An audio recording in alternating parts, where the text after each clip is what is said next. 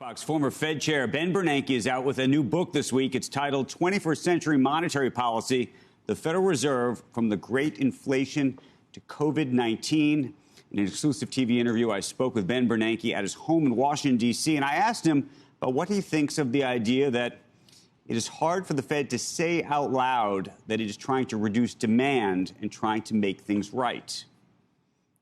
Well, I think Powell can say that now because he has argued that we are beyond full employment. We're not at full employment. We are at a point where employers can't find workers, where there's 2 jobs available for every unemployed person.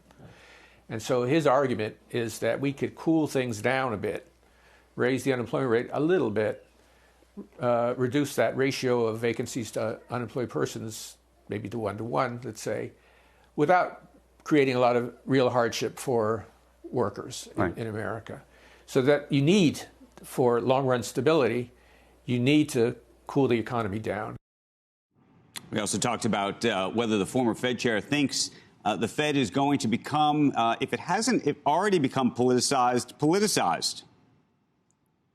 I think at the moment that the Fed is pretty independent and certainly nonpartisan. But you do write about efforts that previous administrations have made to politicize the Fed and the pressures that have been felt. Absolutely.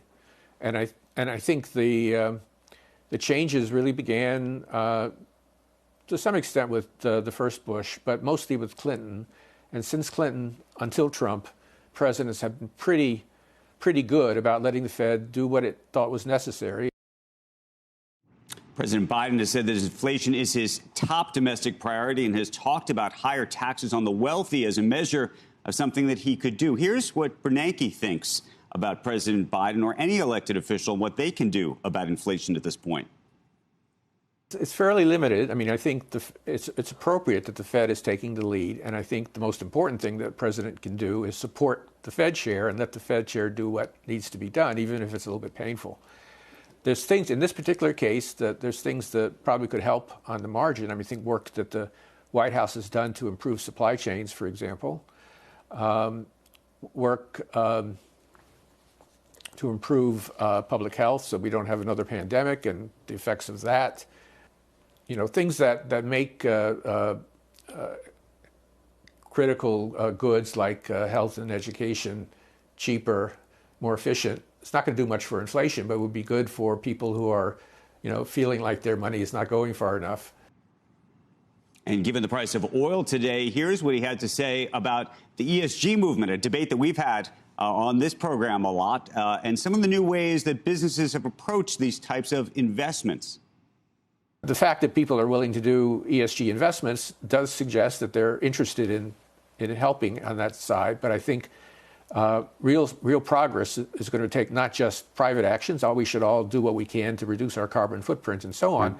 But real progress is going to take a collective effort that would involve, other tools. Do you think there's real economic theory behind ESG? There's always demand for divesting, unpopular stocks, let's say, in university endowments and so on. And it's fine to show your concern about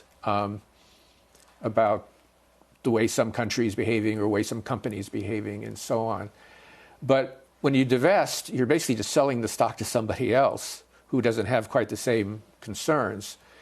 And the effects on the issuer of the stock tend to be fairly modest. So I'm not saying it has no effect at all, but it's a more limited approach than either community level or personal level efforts to reduce, say, carbon, or even better, a social-wide effort to take strong actions to meet carbon goals.